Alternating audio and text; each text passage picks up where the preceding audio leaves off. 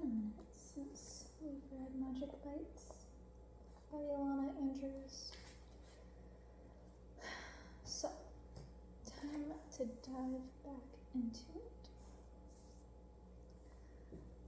The Ratman scuttled across the foyer to the gap in the floor, and we followed. The fissure ran some 10 feet in length and about 3 feet wide at the widest place. I leaned over the edge and peered into it. There was a clear drop to the floor, 16 feet below. Behind me, the bear made a rumbling noise. Kern nodded, and enormous Kodiak turned away. He would never fit.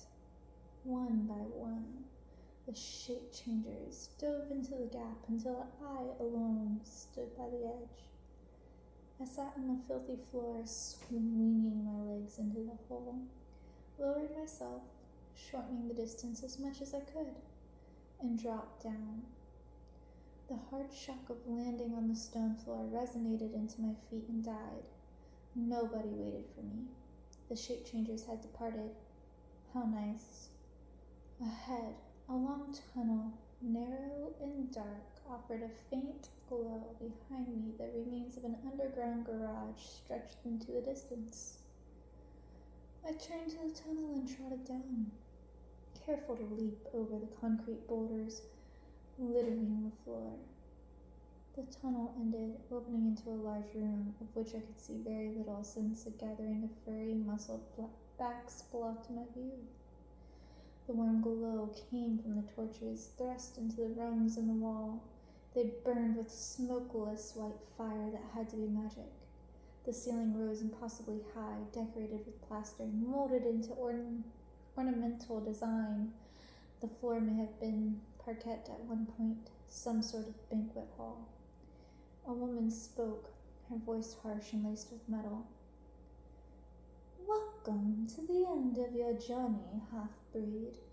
Here you will die like the rest of your kind." A half-breed? What an odd thing to call a shape-changer. I moved to Jennifer's side and saw the Master of the Dead, or rather, the Mistress.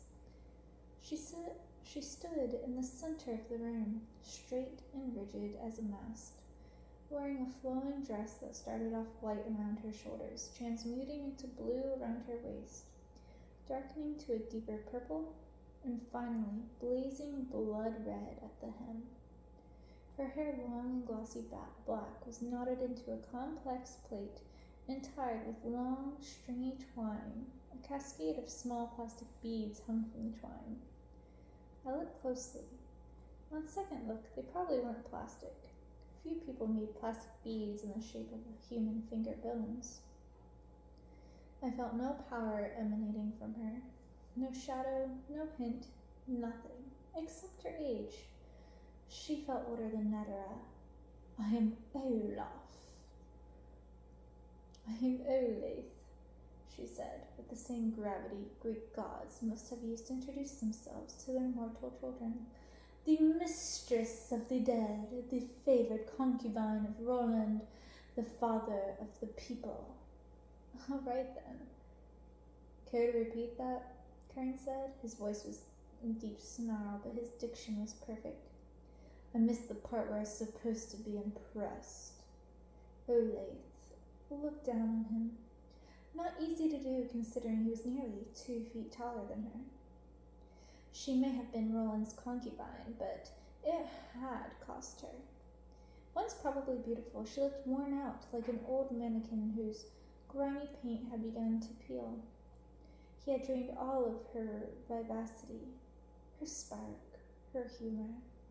Only the eyes remained alive, of the soulless face, huge, prideful, and driven. Something shifted behind her in the shadows of the far wall, a twisted silhouette, then another and another. I reached toward it with my magic, felt the cold wall of her defenses, and withdrew. No need to provoke her before Kern was ready. "I'm curious. How long did he fuck you?" Kern strode forward, one enormous foot patting after the other. The shape changers followed him. "How long did you last? A year? 6 months? 13 years, she said. Curran kept moving forward. The longer he kept talking, the closer to her we would get. He was going out of his way to be offensive, although for him it didn't take much effort. 13 years. Finally grew bored with you, didn't he? Found somebody younger, prettier, fresher. And now you're here, hiding in some shithole. Forgotten and discarded like used rubber. Nothing to show for all those years. She reeled back. I've held this body in mine. I've tasted his flesh, and he passed a blessing of power onto me. Technically, that would be true. If they had shared body liquids, she would have gained some of his power. A blessing of power, Curran laughed, the echoes of his snarl scattering the wall. How about a child? She did not answer. Oh, wait, Curran paused. I forgot. The father of the people is too afraid to make a child of his blood, or maybe he found you lacking in power. She laughed. The loud, hollow sound ricocheted from the walls, seemingly coming from everywhere. Oh no, half-breed. Power is something I do not lack. Her defenses dropped. I felt the shadows behind her, the enraged, ravenous vampires, younger than the one I had beheaded, but formidable, all the same. Evil magic had clung to them, like the rotting mantle, fueling their frenzy. She spoke a single harsh word, and the phantoms behind her burst from the shadows, reeking of undeath and hungry for blood. The shape-changers broke away into a loose, fighting formation, leaving me in the middle of the floor. Curran's talking had gained us about 20 feet, and the vampire's charge came with astonishing speed. I hit the ground. The first vamp sailed over me. I rolled onto my back. Another vamp leaped over me. My blade slid into the flesh of its withdrawn gut. A black gush of its blood drenched the floor an inch away from my head.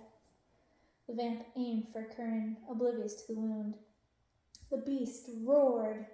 Happy hunting. I leaped to my feet and launched myself toward Olathe. She spun a small sickle knife in her hand. The curved blade slit her forearm. The power of her blood slammed into me, and I rocked back, dizzy. She whirled, her hair flying, her eyes wild and bulging. The blood from the cut sprayed around her, falling to the ground in a wide circle. The red drops ignited, and a wall of carmine flames rushed upward, enclosing her in a protective circle of magic. A blood ward. The only way to penetrate it with the blood of a relative or with overpowering magic. Shit. A vampire hit me from the side. It clung to me, jaws snapping as we skidded across the floor. Pain shot through my stomach. Not again. The magic inside me boiled.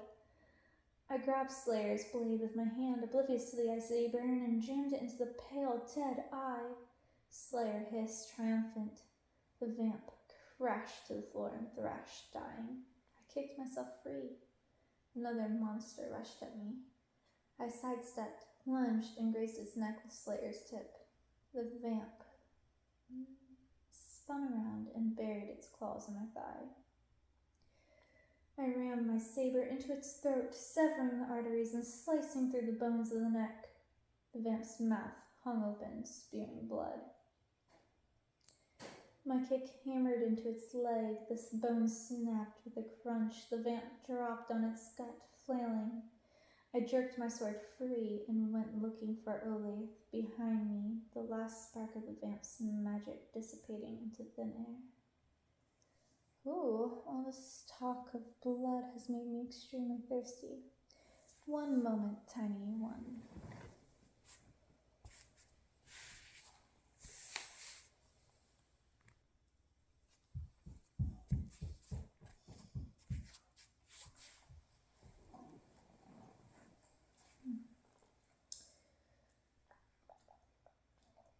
A third bloodsucker leaped, horrid, mouth gaping open. My blade cut into its chest, sliding smoothly between its ribs into the bulging sack of its heart, and out again before the twisted body hit the ground. I kept walking. The hall is drenched in blood. The shape changers fought in pairs, their movements coordinated with military precision. In a corner, two furry bodies were down, with Curran standing over them, beset by 3 bloodsuckers at once.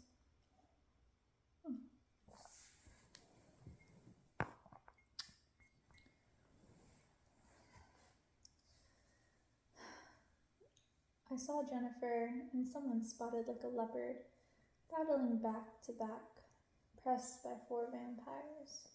She dropped and kicked the first one, her claws ripping into its side, wrenching free the bloody shard of a rib. Her partner fell into a bloodsucker, tearing into its neck. More vamps swarmed on top of them. Nobody paid me any mind. In the battle of monsters, I was just a human. I kept moving. The east wall shuddered. Dusty plaster exploded, scattering across the floor. And something huge charged through the gaping hole, roaring like a tornado. It hit the clump of the vampires with awesome force. An undead body flew through the air, slamming against the wall. The vampire twisted on reptilian feet and leaped back. A colossal paw swept it from the mid-flight, snapping the spine like a dry twig. The bear of Atlanta had arrived. Ole's blood wall shimmered before me. She stood within the barrier, watching the slaughter. The blood from her forearms slid onto her fingers, dripping to stain her dress. She looked at me and smiled. What the fuck was she so happy about? She kept grinning, her face bright but sickly. You like blood? I snarled. I'll show you blood. Slayer's blade slit my arm, and across the hall of bloodsuckers paused for a single beating of my heart. They knew the blood, knew whose power flowed through my veins. They stood still, mesmerized, paying homage to the magic, and then slashed back into their victims. I thrust my bloody arm into the red fire. It seared me and solidified, cracking like a fractured windshield. The smile bled from Ole's face. The carmine fire shattered. A myriad of tiny flames fell at my feet. I leaped into the circle and thrust. Ole made no move to counter my sword. It sliced into her stomach with a wet, sucking noise. I dragged it upward, cutting through the intestines, cleaving the liver. She sagged forward on the blade, and in her eyes I saw the satisfaction of recognition. She knew my blood too. I jerked the blade free and let her fall. She sagged to the filthy floor and lay on her back, drawing hoarse, short breaths. A dark stain blossomed on her dress above her navel and spread through the fabric. She possessed an unnatural vitality, but soon the magic that sustained her would dissipate. She expelled it from her body with every labored breath. I watched the blood stain grow. My anger died. I was tired. My thigh hurt and my stomach felt like someone had taken a red-hot rake to it. The blood fire had surged anew after I passed through it. It would burn until the last of Ole's blood dried or decomposed, and the banquet hall shimmered red past the translucent wall of ruby flames. It was almost over. I rolled my head back, cracking my neck, and saw why Ole had been grinning. The ceiling teemed with vampires, dozens of them, nude, twisted, wriggling obscenely against each other, packed tighter than sardines in a can. They covered the plaster completely like a medieval painting of hell that somehow sprung to life, and more were coming, squirming one by one through a dark hole in the corner. How many? 40? 50? 100? How many of them were pre-shift, pre-magic? I tried to feel and was swamped in the wave of icy hate. At least 20. The undead blanket wreathed, a sweet surprise Olith probably planned to spring on us when we thought we had won. Except that in the moment she would die, releasing all of them from her control, leaving them to blood frenzy. A horde of ravenous undead left to their own bloodlust. We would all die here. Curran, Mayholm, Jennifer, me, death would spread when the undead monstrosities burst into the streets after they finished us off. Across the room, Curran tore a vampire in half, throwing the mangled pieces onto the floor. Dozens of now peacefully sleeping people would perish. They would see their children torn to pieces while they screamed. I dropped to my knees and cleaved Oli's chest. The flesh and cartilage parted before the blade. I pulled her rib cage open like a bear trap. She hissed at me. I reached into her chest and grasped her heart, forging a link between us. Through her blood, I felt the multitude of vampire minds drowning in their own madness. That's the wrong way, my father's voice said from my memory. Don't give in to this. There is no right way. Cut my arm deeper, letting my blood mingle with Oli slowly gaining control. She shuddered, her heels kicking the floor. If I let her die, turning the vampire horde loose, they would scatter before my mind could fasten on them. I lacked the proper training in piloting the undead, and my only option was to merge our power through the blood link, controlling the moment of her death so when she passed on, fading from the undead's mind, they would find me already here.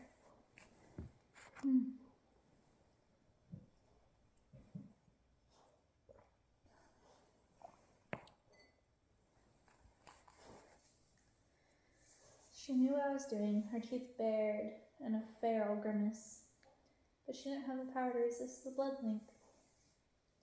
The magic of my blood overwhelmed hers. My power spread, flooding the vampiric minds. Clenching my teeth, I squeezed, crushing her heart and her life with it. Power exploded in my fist, forcing me to my feet. Olith jerked. Her eyes rolled back into her skull, and the full weight of the horde settled upon me. The room shuddered. Too many. There were too many. A fiery band enclosed my chest, engulfed my throat, my head, and compressed, crushing me. I stumbled. My knees quivered. My mouth hung open. I couldn't breathe. There wasn't enough air. I knew I hadn't gotten them all despite the bloodline. Through the hammer of their minds, I could feel individual stragglers drowning in bloodlust. I sent the horde against them. The ceiling churned with bodies tearing into each other. A chunk of plaster broke off and plummeted to the floor, breaking into dust 2 feet away from me. The blood flames blocked the sound from the rest of the room. My arms held wide, trying to balance. I looked through the eyes of the vampires and saw a long crack in the plaster. Thank you, God. The ceiling quivered as dozens of talons ripped into it. Dimly, I saw Jennifer through the shimmering wall of flames. My lips shaped a word. Go. She stared at me, unable to hear from through the blood wall. Go. Suddenly, Curran was beside her. He said something, but I couldn't hear. Go now. Go. He thrust his hand into the fire and leaped back. His fur melted, his skin red with future blisters. Another chunk of plaster crashed to the ground outside the circle. To me, it made no sound, but they heard the dull thud, jumped, and looked at the ceiling. Jennifer cringed like a whipped dog. Curran stared at me. Go now. Go. Go. He understood.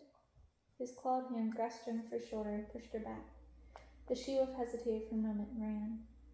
My sight faded completely. The beating of my heart filled my ears like a tolling of a great bell. I couldn't feel my body as it no longer existed. Blind and deaf, I remained in the middle of nothing, swaying, while above me, the undead brought the ceiling down. They dug through the plaster and cement the framework of steel support beams, holding the 5 stories of concrete above us. Thin arms grasped the beams and pulled with supernatural strength. God, I haven't been very good.